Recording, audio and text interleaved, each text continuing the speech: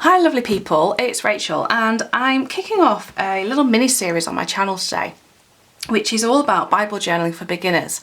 I've been Bible journaling now for about a year and I thought it's time that I shared some of what I do and how I actually do it with you, in the hope that it might give you some ideas and inspiration.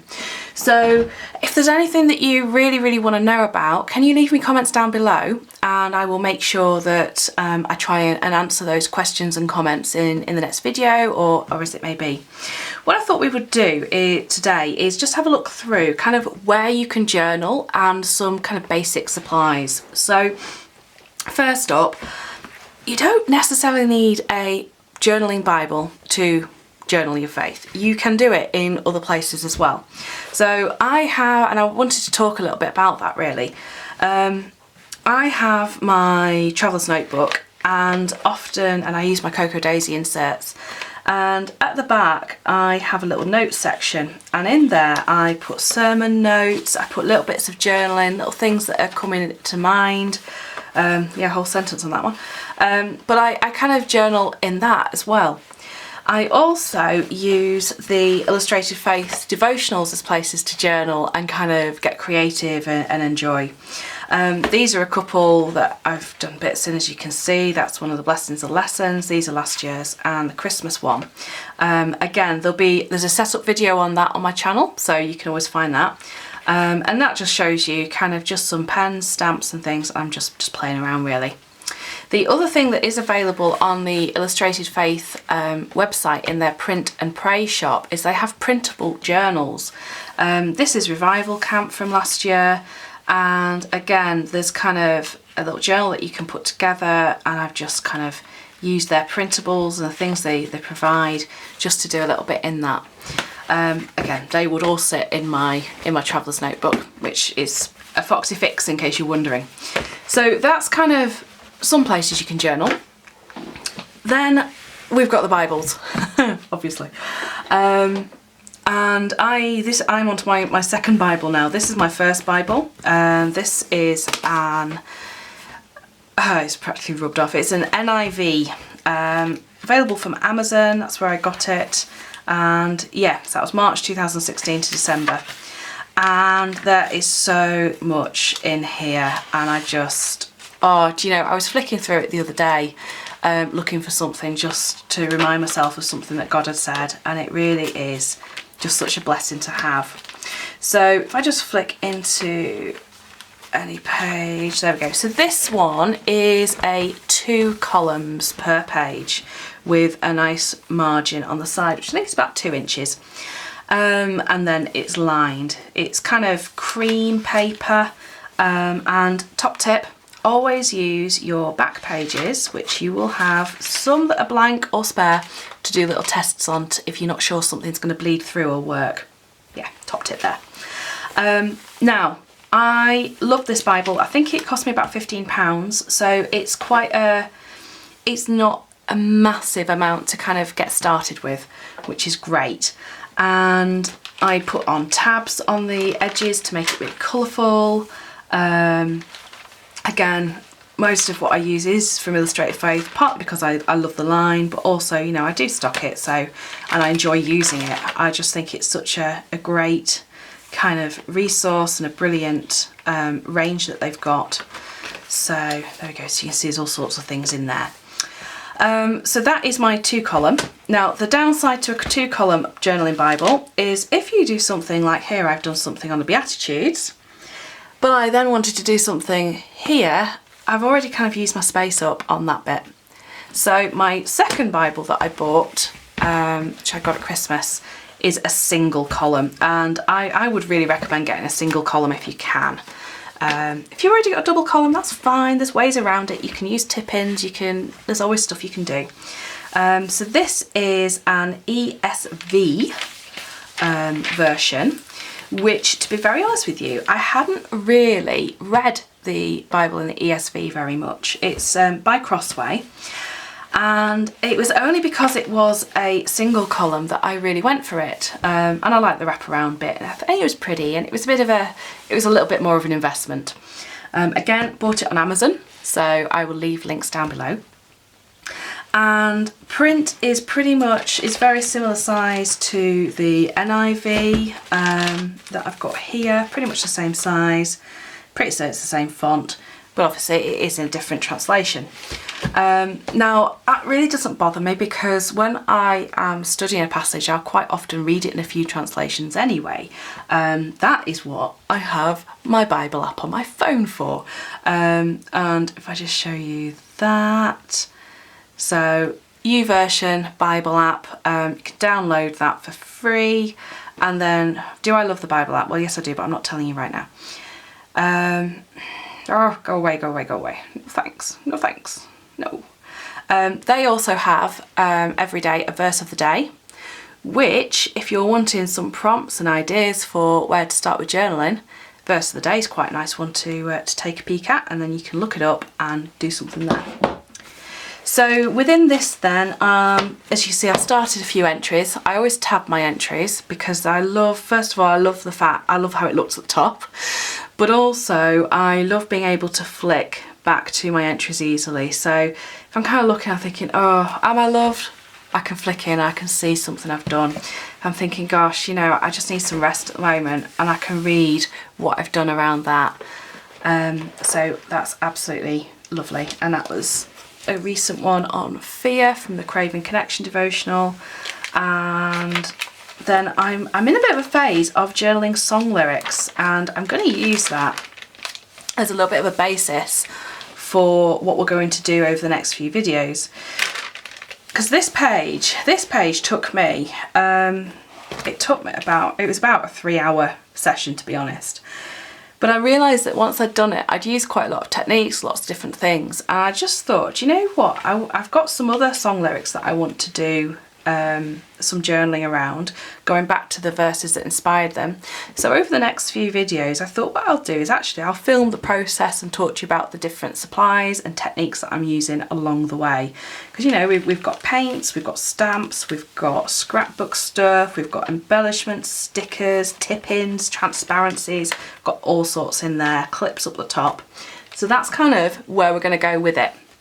So I guess what I think would be amazing would be if you've got some favourite worship songs or something, maybe print off the lyrics, go and find the verses that they come from, and perhaps we can work through those over the next few videos together.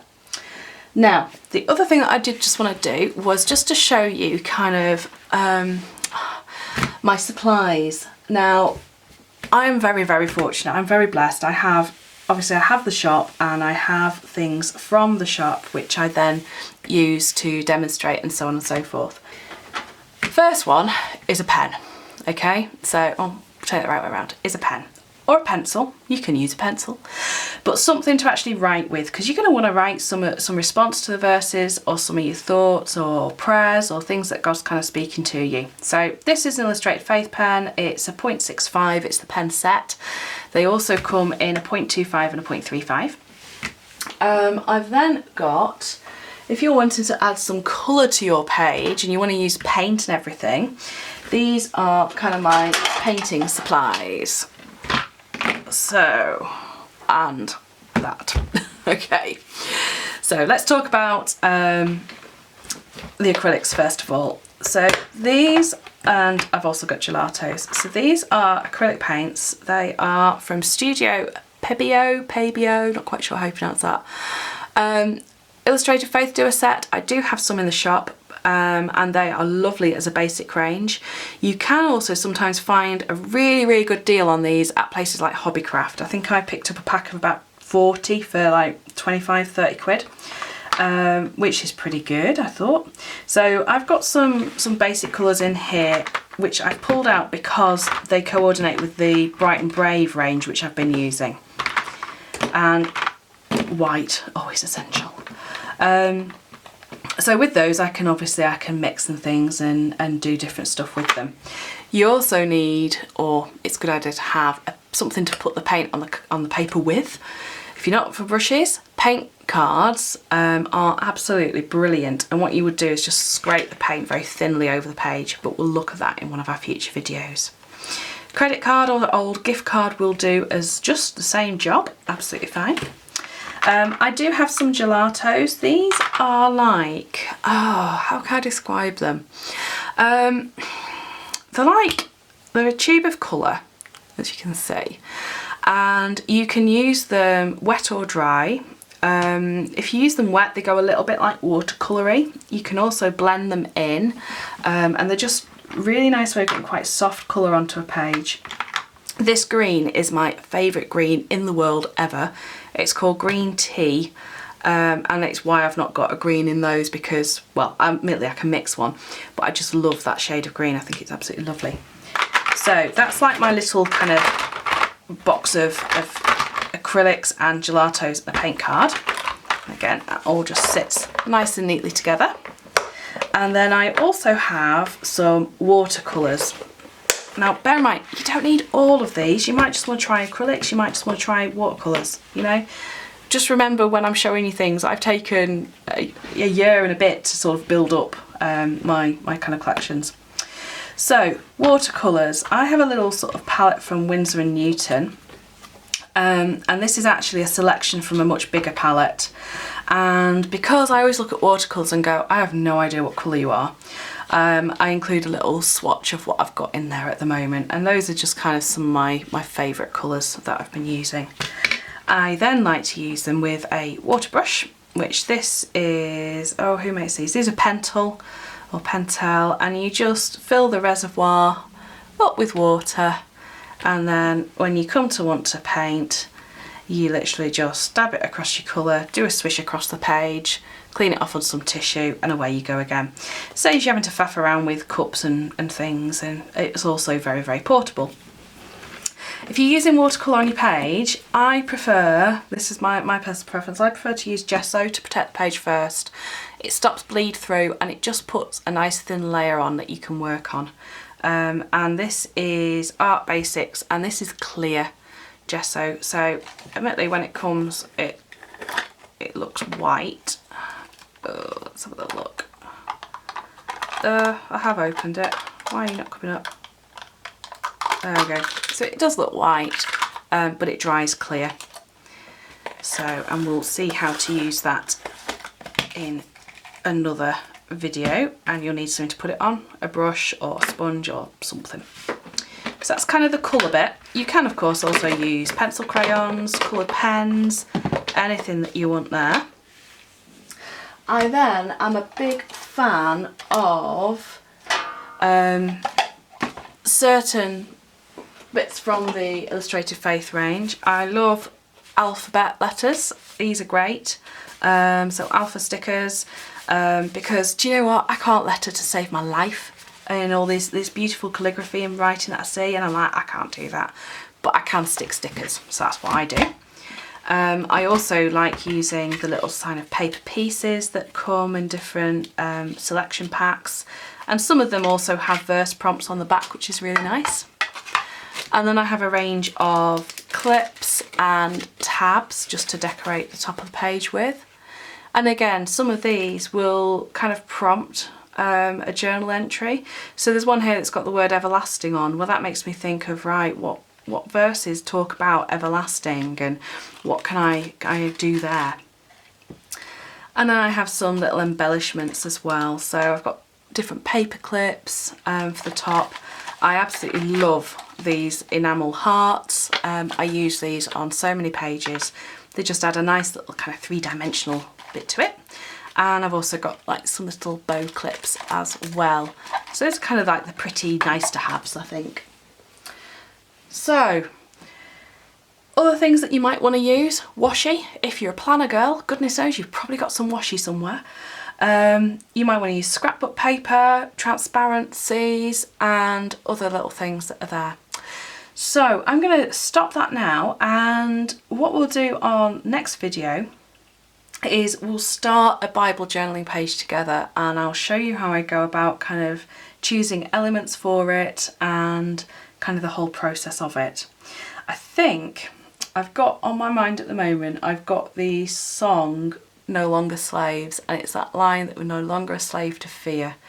And I think that is where I'm going to start finding the reference that we're no longer slaves to fear. in here and journaling a page all around that. So I hope you'll join me for it. As I say, leave me any comments, questions, thoughts down below, and I'll speak to you again soon, lovely people. Bye.